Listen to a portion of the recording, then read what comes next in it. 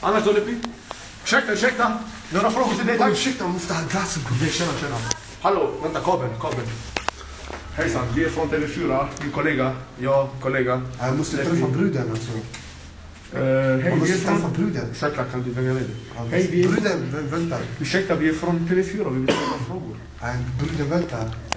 Ditt namn, tack? Albert Berisha. Bor? Hjälpogärdet. Okej.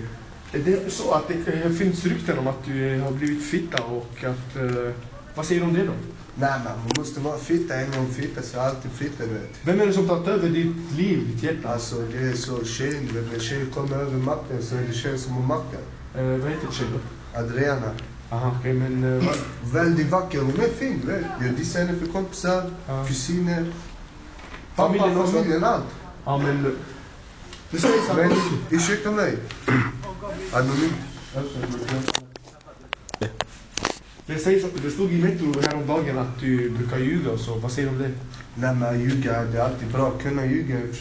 När jag är med kompisar så brukar jag dra den när jag måste gå med pappa och mecka bilen fast på andra sidan med bruden, förstår du. Men varför gör du så? Kan du tala om det för oss? Alltså du vet, det är bara fult om man är kompisar och säger bröder jag ska gå och träffa bruden. Det är fult timmar.